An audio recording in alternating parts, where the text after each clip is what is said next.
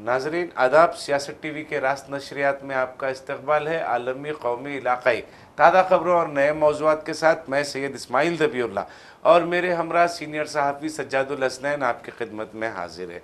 नाजरीन, बधाइयों से एक वीडियो जो है सोशल मीडिया पर मुसलसल वायरल चल रहा है, जिसमें एक गैर मुस्लिम शख्स जो है 3 मुसलमानों के साथ मारपीट करता दिखाई दे रहा है। वजह ये बताई जा रही है कि उस जो शख्स मारपीट कर रहा है उसको ये 3 मुसलमानों ने रास्ता नहीं दिया उसकी गाड़ी को गुजरने के लिए और वो बरहम हो गया, उसने मारपीट की।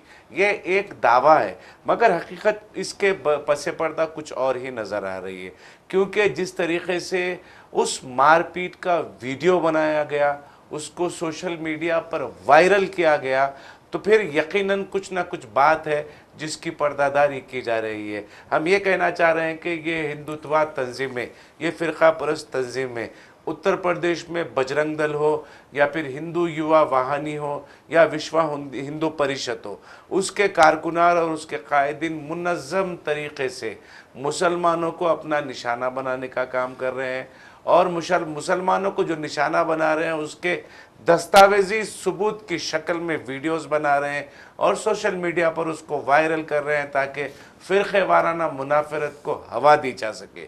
यकीनन उत्तर प्रदेश को योगी आदित्यनाथ ने बारूद के ढेर पर बिठा दिया है। देखिए, ना सिर्फ उत्तर प्रदेश व तमाम रियासतें जहाँ पर बीजेपी बरसरे इक़्तिदार है, वहाँ पर आए दिन इस किस्म के वाक़यात एक मामूल बन गए हैं। मुसलसिल मध्य प्रदेश से भी इस बात की खबरें आ रही हैं कि मसाजिद में तरावी के दौरान फ़िरका परस्त ताकतें, जो फ़िरका परस्त तंजीमें और उसके कारकुन मसाजिद में दाखिल होते हैं और तोड़ फोड़ करते हैं। उत्तराखंड से इस तरह की खबरें आ रही हैं, मगर जो वीडियो बदायूं से 2 रोज़ से सोशल मीडिया पर वायरल हो रहा है वो इंतहाई अफसोसनाक है। इसकी मजम्मत समाजवादी पार्टी ने भी की है और कांग्रेस की जानिब से भी आरएसएस और बीजेपी की एक नफ़रत पर मुश्तमिल आइडियालॉजी को फ़रोग़ देने का नतीजा इस वाक़ये को करार दिया है। क्या हिंदुस्तान में टॉलरेंस ख़त्म हो गया है, रवादारी ख़त्म हो गई है? एक बहुत बड़ा सवाल ये पैदा हो रहा है। ये बढ़ती अदम रवादारी की वजह से जिस तरीक़े के वाक़यात पेश आ रहे हैं, ये सेक्युलर हिंदुस्तान की छवि को मुतासिर करने का काम कर रहे हैं। आप उस वीडियो में बाज़ाब्ता देख सकते हैं, 2 शख्स हैं जो मुअम्मर है, उनकी उम्र है, सफ़ेद दाढ़ी है, सर पर टोपी है और उन्हें इंतहाई तशद्दुद उनके ऊपर किया जा रहा है, बेरहमी के साथ उनको पीटा जा रहा है। पीटने वाला शख्स ऐसा लग रहा है कि कुछ ज़ाती शख्सी अख्तिलाफ या शख्सी दुश्मनी की वजह से उनके साथ मारपीट कर रहा है, क्योंकि जिस अंदाज से वो उसका अप्रोच होने का अंदाज़ है, वो 3 मुसलमानों के साथ उसका जो सुलूक और उसकी जो ज़बान इस्तेमाल कर रहा है वो उससे ये साबित हो रहा है कि कुछ ना कुछ एक दिल में नफ़रत लिए, जहन में नफ़रत लिए ये काम उनके ख़िलाफ़ कर रहा है। और फिर उसका वीडियो बनाने के पीछे यकीनन ये पैगाम है कि उत्तर प्रदेश जैसी रियासत में मुसलमान महफूज नहीं है। तो इसी से हम आज की शुरुआत करते हैं। जी सज्जा साहब। देखिए, आपको याद होगा ज़बीर साहब कि कई साल पहले हैदराबाद का एक एमएलए गुस्ताख़ रसूल राजा सिंह ने गणेश की एक जुलूस के दौरान में तकरीर करते हुए कहा था, ईदी बाज़ार के माफ़ कीजिएगा, जो सिद्दी अमर बाज़ार की जो मस्जिद है, उस मस्जिद के पास तकरीर करते हुए उसने कहा था, मौज़म जाही मार्केट के पास में, कि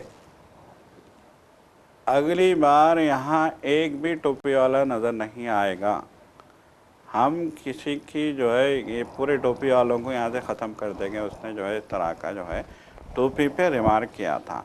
तो उस वक्त ही जो है ये बात समझ में आ गई थी कि टोपी को लेके बीजेपी का क्या रवैया है, क्या नज़रिया है, क्या उनका जो है क्या उनकी फ़िक्र है, क्या उनका जो है नफ़रत है। और आपको ये भी याद होगा कि वज़ीर आज़म को एक जलसे में टोपी पहनाने की कोशिश की गई थी, लेकिन उन्होंने साफ इनकार कर दिया था। उन्होंने हाथ झटक दिया था। टोपी पहनाने के लिए एक कम्युनिटी के लोग आए थे वहाँ स्टेज पे, तो वज़ीर आज़म ने हाथ झटक दिया था।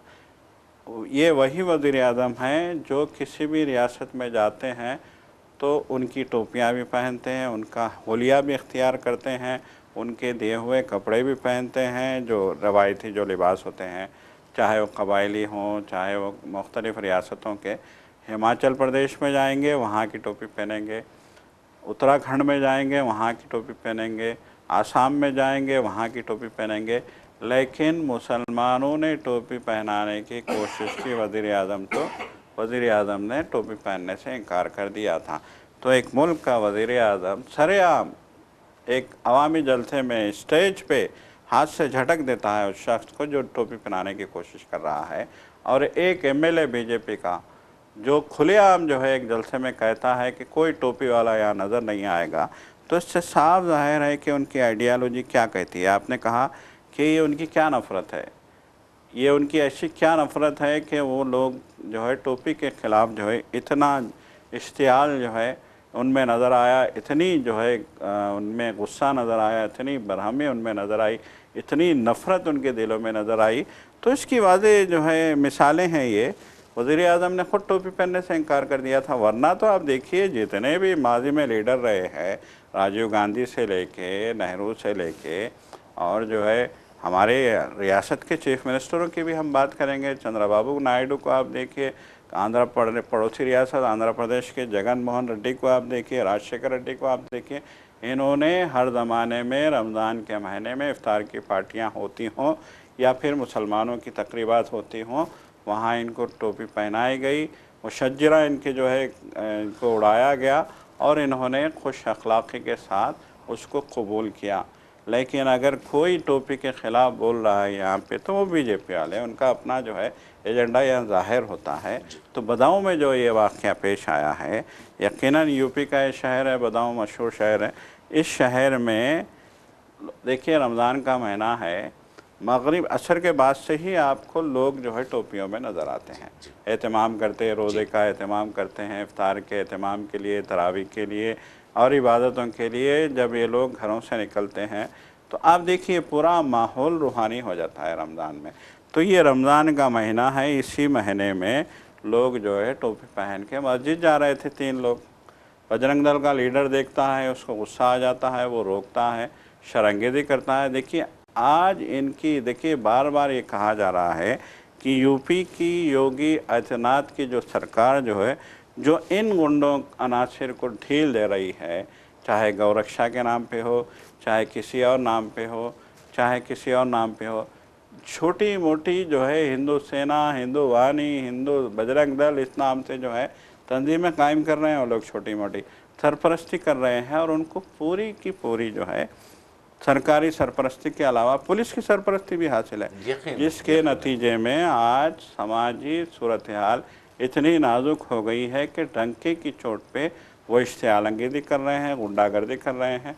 यही सूरत हाल हमने बदाऊं में देखी कि 3 टोपी पहन के जाने वालों को रोका गया, उनको धमकियां दी गई, उनके सरों से टोपियां निकाली गई, उतारने के लिए फोर्स किया गया। अक्षय नाम का वो नौजवान, हालांकि इस्लामनगर पुलिस का ये दावा है कि अक्षय के ऊपर मुकदमा दर्ज होने के बाद गिरफ्तार कर लिया गया, उसको जेल भेज दिया गया है। लेकिन जेल भेजने से पहले जो वीडियो सोशल मीडिया पर वायरल हो रहा है उसको रोकने का काम उत्तर प्रदेश पुलिस ने क्यों नहीं किया? क्या वो चाहती है कि उत्तर प्रदेश में इस किस्म के वीडियोस वायरल हो और इस किस्म के तशद्दुद के वाक़यात में इजाफा हो? जैसा कि सज्जाद साहब ने टोपी का जिक्र किया, वज़ीर आज़म नरेंद्र मोदी ने टोपी पहनने से इनकार कर दिया। तो आपको बता दें नाज़रीन, 2002 के बाद से वज़ीर आज़म नरेंद्र मोदी, जो 2002 गुजरात फसादात के वक्त चीफ मिनिस्टर गुजरात थे, वो अपने आप को हिंदुत्व का एक सबसे बड़ा चेहरा पेश करने के तौर पर उन्होंने कोई कसर बाकी नहीं रखी और हर मुहाज पर उन्होंने ये साबित करने की कोशिश की कि वो हिंदुत्व का एक सबसे बड़ा चेहरा है।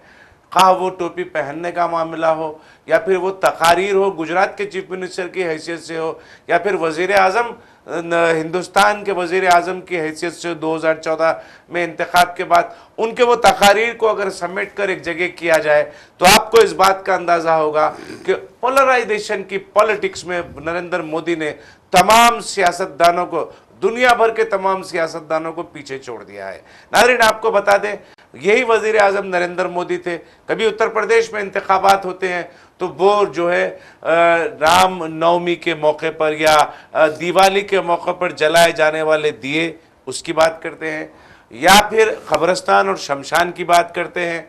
यही वज़ीर आज़म नरेंद्र मोदी है जो कहते हैं कि जब फसादात होते हैं, दिल्ली का फसाद हुआ, NRC CA के मौके पर मुख्तलिफ मुकामात में, लखनऊ में फसाद हुए, तो जब तकरीर करते हुए वज़ीर आज़म कहते हैं कि दंगाइयों को उनके लिबास से पहचाना जाए। इस तरीके की गुफ्तगू करते हुए वज़ीर आज़म नरेंद्र मोदी और बीजेपी के दूसरे कायदीन, फ़िरका परस्त कायदीन और बजरंग दल VHP के कायदीन ने मुल्क के ऊपर जो कंट्रोल, जो काबू करना चाहिए था फ़िरका परस्त ताकतों के ऊपर, वो काबू अपना खो दिया है सज्जाद साहब। आज बेलगाम हो गए तमाम फ़िरका परस्त ताकतें, वो तंजीमें जो मजहब के नाम पर इश्तियाल अंगेजी करती हैं, फसादात करती हैं, अक़लियतों को ख़ास तौर पर मुसलमानों को निशाना बनाते हैं, वो बेलगाम घोड़ों की तरह हिंदुस्तान की जमहूरियत को रोंद रहे हैं, हिंदुस्तान की जमहूरियत को तबाह कर रहे हैं, हिंदुस्तान के सेक्युलर इक़्तिदार जो है उसके वैल्यूज़ जो उसको पामाल करने का काम कर रहे हैं, और वज़ीर आज़म नरेंद्र मोदी खामोश तमाशाई बने हुए हैं। देखिए नाज़रीन, आपको बता दें, वज़ीर आज़म नरेंद्र मोदी के हालिया दिनों में जिस किस्म के एपिसोड सामने आए हैं, आप देखिए एप्स्टीन फाइल से लेकर AI समिट तक, कौमी सतह पर, न सिर्फ कौमी सतह पर बल्कि आलमी सतह पर हिंदुस्तान को जलील करने का काम जो जिस तरीके से किया गया है। AI समिट में गलगोटिया यूनिवर्सिटी के हवाले से जो वाक़या पेश आया था, वो बरक़ी कुत्ता, इलेक्ट्रॉनिक कुत्ते को लाकर वहाँ पर खड़ा किया, रोबोटिक डॉग को लाकर वहाँ पर खड़ा किया गया, वो दावा जो है वो गलत साबित हुआ, वहाँ पर जलील हुए। चाइना ने आलमी मार्केट में आकर हिंदुस्तान की तजलील की। फिर उसके बाद AI समिट में दुनिया भर के जो CEOs हैं उनको बुलाकर इकट्ठा किया गया और गैर ज़रूरी के उनके हाथ उठाकर एक तमाशा करने की कोशिश की गई।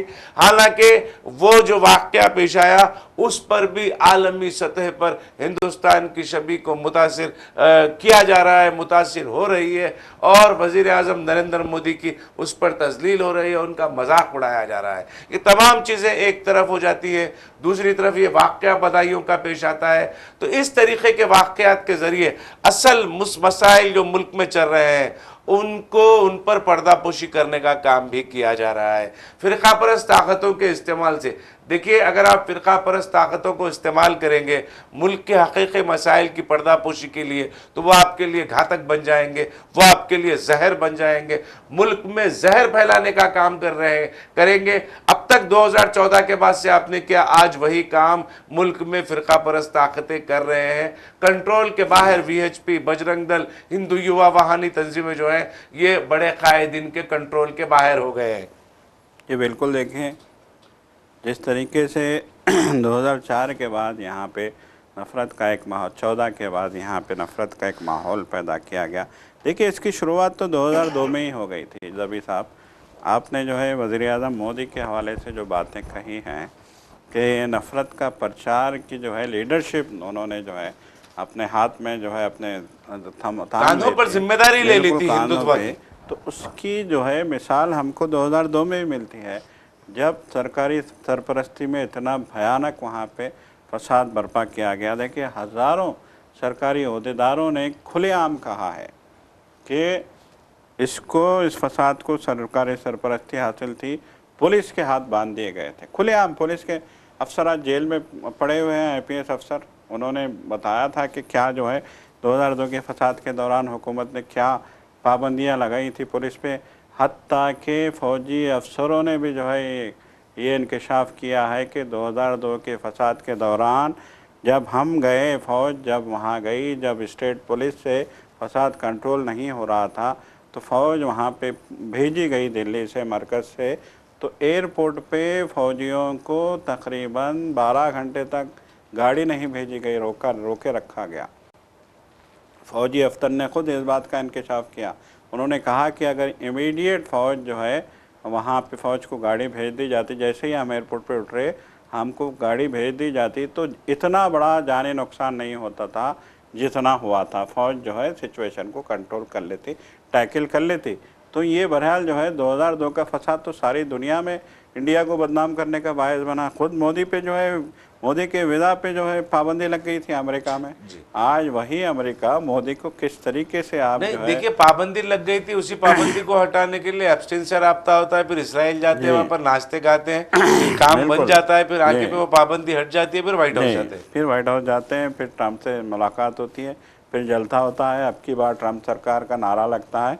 फिर आज जो है ट्रम्प जिस तरीके से ग्रिल कर रहे हैं, हैरत अंगेज़ बात है कि मैं नहीं समझता कि जो है दुनिया के किसी और मुल्क के सरबराह के साथ इस तरह का रवैया, वो भी एक ताकतवर मुल्क के सरबराह के साथ नहीं नहीं इस नहीं, तरह का रवैया। आप देखिए, जी मुल्क ताकतवर है, क़यादत जी ताकतवर बिल्कुल नहीं है। बिल्कुल, आप मुल्क मुल्क की बात करें, जी क़यादत की बात न जी करें। बिल्कुल क़यादत कमजोर है, जी क़यादत इस कदर कमजोर है कि पार्लियामेंट में जी खवातीन के हमले से डरकर वजीर आजम जो है सदर जमहूरिया के पूरे से इजहार तशक्कुर के इख्तितामी खिताब के लिए नहीं आते।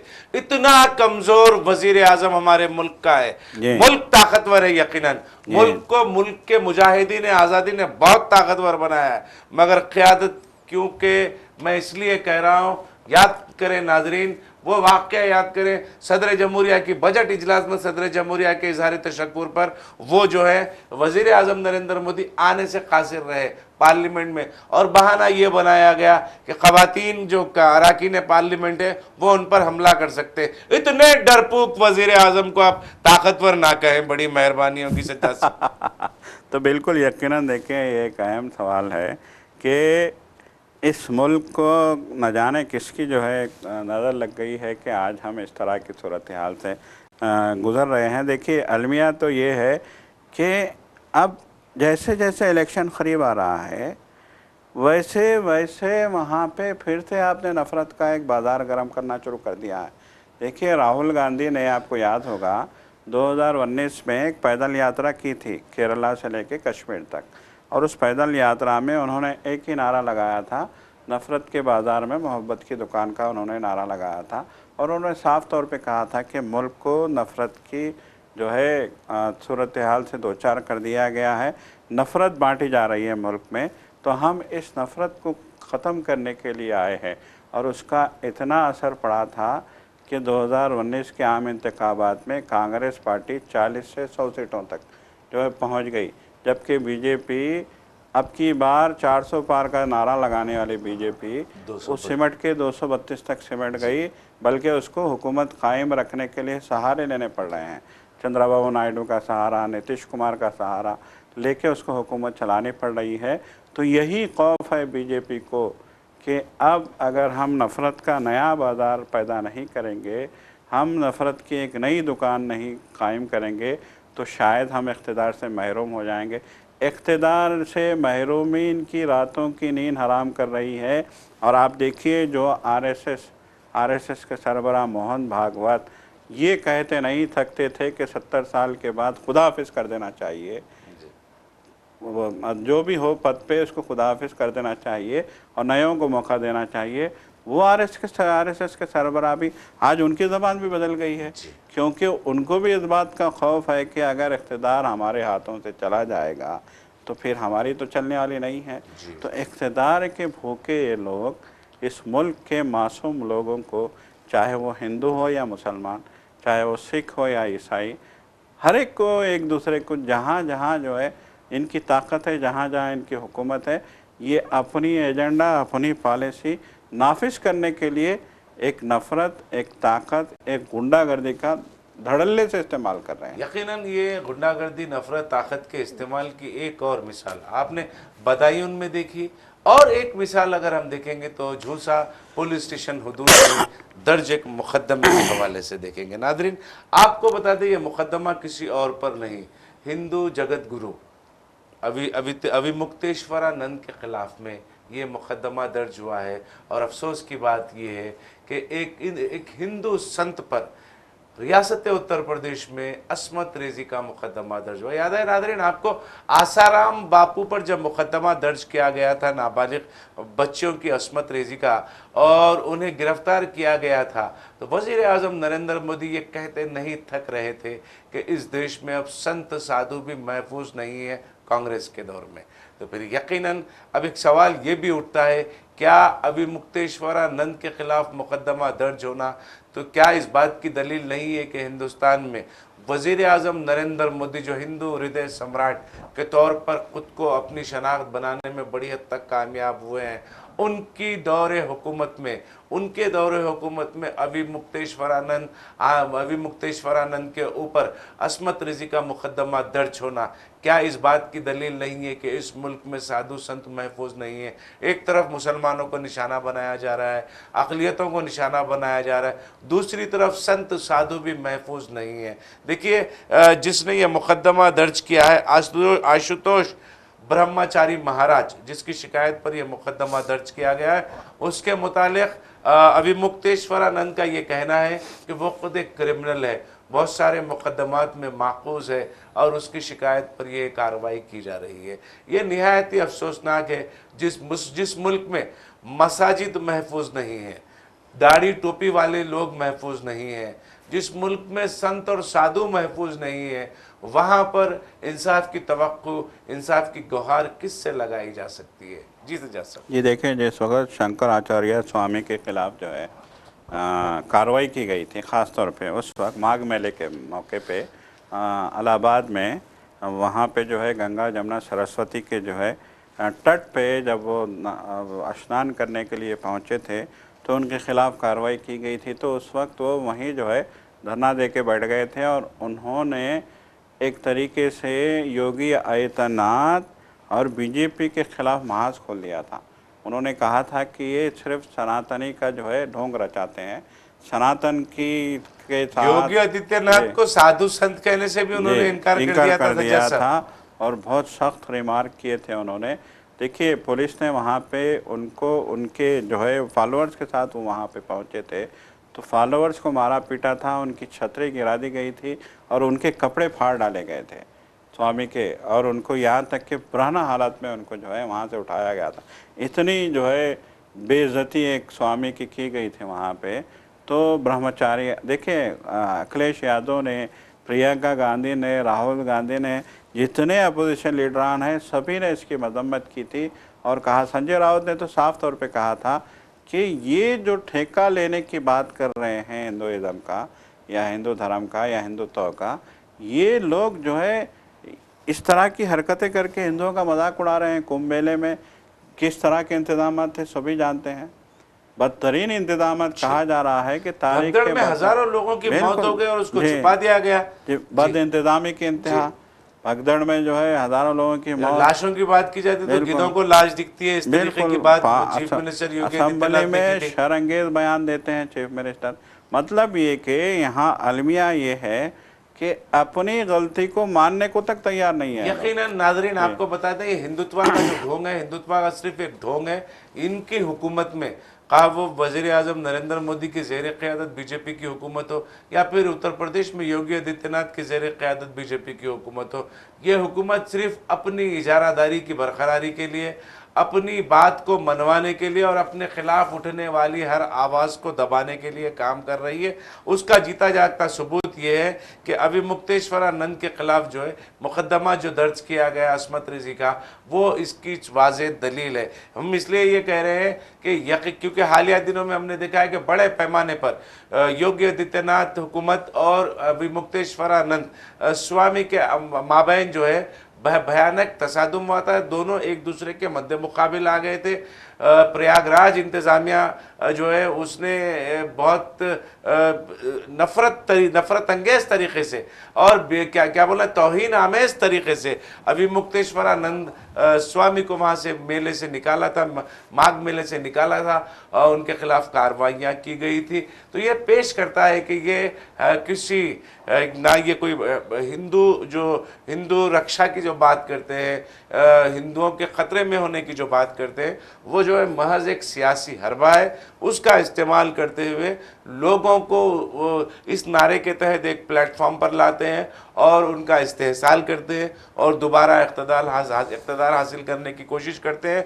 वही काम को अंजाम दिया है। अभिमुक्तेश्वरानंद जैसे जगत गुरु स्वामी के ऊपर अस्मत रेजी का मुकदमा दर्ज होना निहायत ही अफसोसनाक है। इसके बाद जो है अपने आप को योगी आदित्यनाथ हो या फिर बीजेपी के कोई बड़े लीडर हो, अपने आप को हिंदू कहने के लिए उन्हें शर्म आनी चाहिए। नाज़रीन, एक खबर आलमी सतह की एक खबर है, पड़ोसी ममालिक के माबैन जो है जो जिस किस्म की कशीदगी चल रही थी पाकिस्तान और अफ़गानिस्तान के माबैन, उसी हवाले से ये खबर है कि पाकिस्तान ने अफ़गानिस्तान के सरहदी इलाकों पर हमला किया है। इस हमले की हिंदुस्तान ने सख्त मजम्मत की। आपको बता दें, फ़िलहाल तालिबानी मानसिकता को, तालिबानी सोच को सबसे बुरा कहने वाले योगी आदित्यनाथ हो या वज़ीर आज़म नरेंद्र मोदी हो, तालिबान हुकूमत अफ़गानिस्तान की जो है उसके साथ मफाहमत में है, उससे दोस्ती का हाथ बढ़ाए हुए हैं, क्योंकि अफ़गानिस्तान और पाकिस्तान के माबैन जो है ताल्लुकात इस्तवार नहीं है, सिफारती ताल्लुकात ख़राब हो चुके हैं। तो इसका फ़ायदा उठाते हुए हिंदुस्तान की जानिब से क़ुर्बत हासिल की गई है तालिबान की अफ़गानिस्तान हुकूमत से। मैं ये इसलिए कह रहा हूँ बार बार तालिबान की हुकूमत, क्योंकि आप अक्सर सुना है कि हम शिद्दत के साथ तालिबानी सोच को कुचल देंगे। इस तरीके की बात योगी आदित्यनाथ को आप करते हुए उत्तर प्रदेश की असम्बली में आपने सुना है, जलसों में आपने सुना होगा। तो आज मगर वही तालिबान से बहुत ज़्यादा करीब हुए हिंदुस्तान की हुकूमत हिंद ने मजम्मत की है इस हमले की, पाकिस्तान की जानिब से जो अफ़गानिस्तान पर हमला किया गया उसकी सख्त अल्फाजों में मजम्मत की गई है। और एक खबर आ रही है